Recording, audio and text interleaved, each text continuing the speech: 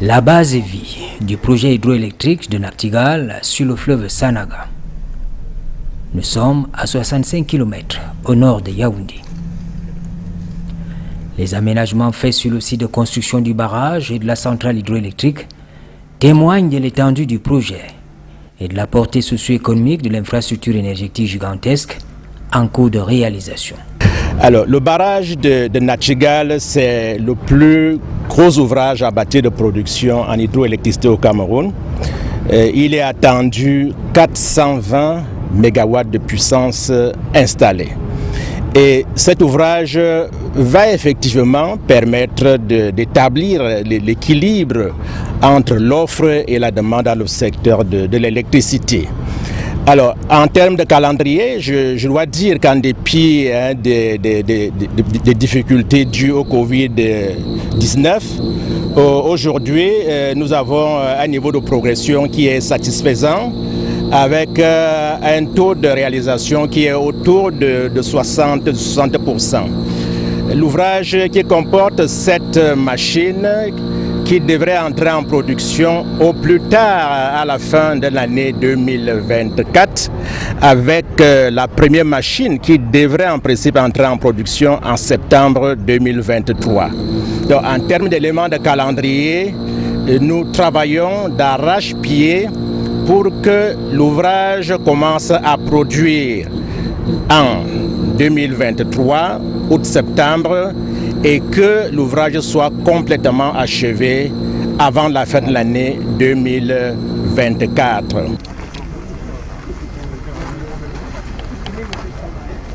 Dans la zone des ouvrages en amont de la base vie, à la seule vue des ouvriers à l'œuvre, on établit directement le lien avec la progression des travaux. De nouveaux horizons s'ouvrent pour les ménages et les entreprises. Ce que je peux dire, première chose, c'est que toutes nos lignes de transport sont terminées. Je pense que c'est une performance particulière. Nos lignes de transport ont été achevées pratiquement 6 mois avec le délai, avant le délai contractuel. Cela nous garantit que dès la disponibilité de la première turbine, l'énergie que nous allons produire sera transférée à Yaoundé pour rejoindre dans le réseau interconnecté sud et dans les ménages. Maintenant, au-delà des lignes de transport, au niveau du barrage principal en amont, comme vous l'avez vu, sur un barrage qui fait 1450 mètres de long de rive gauche en rive droite, nous sommes rendus maintenant à peu près 1000 mètres. Il nous reste en moyenne 400 mètres encore dans la Sanaga à pouvoir construire en termes de barrage principal. Maintenant, sur le canal qui fait 3300 mètres de long, tout ce qui est travaux de terrassement est terminé. Nous sommes actuellement en train de conduire le revêtement du canal en béton bituminé étanche, une expérience unique en Afrique subsaharienne, et nous pensons pouvoir terminer le canal au mois d'octobre de cette année pour ce qui est du revêtement. Maintenant, si on allait à l'usine, sur les 7 groupes que nous avons derrière nous, effectivement, et sur les 7 groupes que nous avons, nous sommes actuellement toutes les parties inférieures de cette groupe. Ça veut dire les aspirateurs sont installés. Nous avons commencé maintenant l'installation des turbines au niveau des groupes 1, 2 et 3. Et on va pouvoir poursuivre ce travail de manière continue, de façon à pouvoir commencer les essais de mise en service dès le mois de juin 2023. Mais déjà avant, effectivement, en termes de mise en eau du canal, nous l'aurons commencé les tests de mise en eau des ouvrages dès les mois de janvier-février 2023. Ça veut dire l'année prochaine. Mettre la première unité en service en septembre et la 7e qui marque la mise en service complète de l'aménagement en septembre 2024. C'est donc vous dire que Nachtigal avance. On avance résolument. On a connu un peu quelques impacts délais à cause du défi du Covid et autres, mais nous sommes sur une bonne trajectoire. Après des tensions sociales d'il y a quelques mois, les grèves des employés revendiquant de meilleures conditions de travail, le chantier avance. Le taux de réalisation est de l'ordre de 60%. En visite d'étape à Nachtigal, le vice-président de la Banque européenne d'investissement, le ministre de l'eau et de l'énergie ont parcouru les différents compartiments du projet, censé augmenter de 30% la production actuelle de l'électricité. Alors on n'est pas directement en charge du climat social puisque c'est des entreprises sous-traitantes qui emploient les salariés, mais nous sommes extrêmement engagés à veiller à ce que les règles appliquées à ces salariés soient des meilleurs standards nationaux voire internationaux. Et là-dessus, il n'y a rien à redire. D'ailleurs, il n'y a pas eu, à part un mouvement d'humeur il y a un an, il n'y a pas eu d'autres mouvements sociaux. Vous vous en souvenez sans doute, il n'y a pas eu d'autres mouvements depuis. Et nous sommes plutôt satisfaits de cet aspect. Moi, je voulais profiter pour remercier le ministre de sa confiance, la banque aussi de sa confiance. Vous savez que c'est un projet qui est financé par des actionnaires, dont l'État du Cameroun, mais aussi à 75% par des banques, et que nous leur devons bien évidemment des comptes pour savoir ce que nous faisons de leur argent. Et ils peuvent constater ici qu'on nous en sommes à 60% de l'avancement du chantier, que nous sommes totalement engagés à ce que les unités, la première démarre en septembre 2023. C'est notre défi et nous y travaillons jour et nuit. Oui, je pense qu'effectivement, nous sommes d'abord particulièrement honorés de cette visite par le ministre et le vice-président de la Banque européenne d'investissement, mais aussi très, très content parce qu'en fait, je pense que c'est probablement le projet d'investissement le plus important dans le pays en cours auquel le Team Europe, donc l'Union européenne, mais la Banque et la France, etc., contribuent massivement au financement. Donc c'est vraiment un exemple type de où l'Union européenne et ses États membres ensemble, en Team Europe, en équipe Europe, peuvent faire la différence et où effectivement on voit qu'on peut contribuer à un projet qui sera transformatif pour le pays.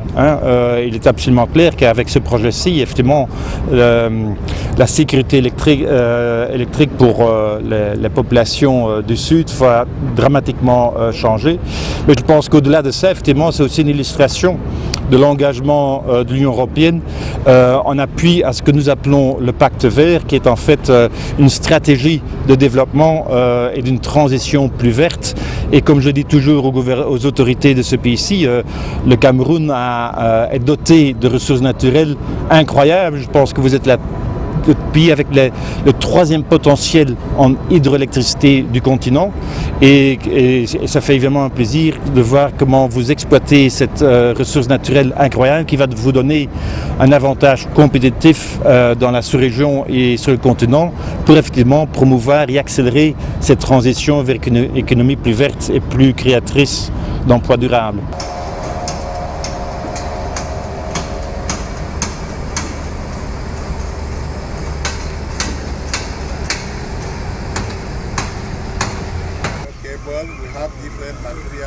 À terme, le projet de construction d'un barrage au niveau des chutes de Nachtigal sur le fleuve Sanaga va contribuer au développement des énergies renouvelables dans le pays. C'est un groupe de banques pour le développement. La Banque européenne d'investissement a mis 50 millions d'euros dans ce projet. Les avantages pour le Cameroun sont énormes. Approvisionnement en électricité pour les zones rurales et urbaines. C'est très important car nous sommes une banque pour le climat à l'intérieur comme à l'extérieur de l'Union européenne. Un projet important pour l'énergie propre au Cameroun et pour notre ambition climatique.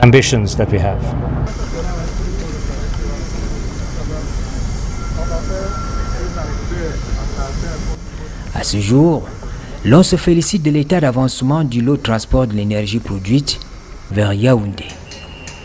Les efforts faits dans les tranches du projet réservés aux travaux de génie civil de l'usine, à l'électromécanique, aux installations de prise d'eau, à l'exploitation. La construction de l'ouvrage, ça ne suffit pas parce qu'il faudrait qu'il y ait les ouvrages qui devraient permettre que cette énergie soit injectée dans le réseau, notamment le poste de Niom 2 qui incombe à la partie gouvernementale, notamment la Sonatrel. Et les travaux de Niom 2 ont également démarré et nous faisons tout pour que ce poste-là soit achevé d'ici la fin de cette année. Et à côté de Niom 2, il faut construire des lignes associées à partir de Niom 2 jusqu'à Yomaban, à partir de Niom 2 jusqu'à Ngoussou. Ce sont ces ouvrages qui vont permettre d'assurer l'évacuation de cette énergie et de l'amener donc auprès des ménages. Et comme j'ai dit, que ce soit le poste de Niom 2 ou soit les autres ouvrages associés, cela incombe au gouvernement. Et aujourd'hui, tous les marchés sont passés. Il y avait la problématique des indemnisations. Les décrets sont signés. Les indemnisations seront bientôt payées. Les entreprises étant déjà sélectionnées, les travaux vont démarrer. Et les derniers calendriers qui ont été communiqués par la Sonatrel nous rassurent sur une synchronisation effective entre la mise en service de ces ouvrages et le démarrage de la production de l'énergie de Natchigal. Natchigal va donc permettre d'arriver à l'équilibre entre l'offre et la demande dans le réseau interconnecté Sud et bien entendu dans la région de l'Est parce que l'interconnexion aussi est en cours et pourquoi pas dans la partie septentrionale, parce qu'il y a aussi un projet d'interconnexion, les financements étant déjà mobilisés, les travaux vont démarrer pour que les réseaux sud et le réseau nord soient interconnectés. Donc Natchigal, c'est donc un ouvrage d'avenir qui va naturellement nous permettre de pallier les dysfonctionnements ou les difficultés auxquelles les populations camerounaises sont confrontées aujourd'hui. On le voit, pour l'État, ses partenaires techniques et financiers, la capacité de production de l'énergie projetée à hauteur de 420 MW fait de Natchigal un projet capable de fournir une énergie sûre, propre et abordable aux consommateurs finaux, afin d'assurer au Cameroun une croissance verte et inclusive.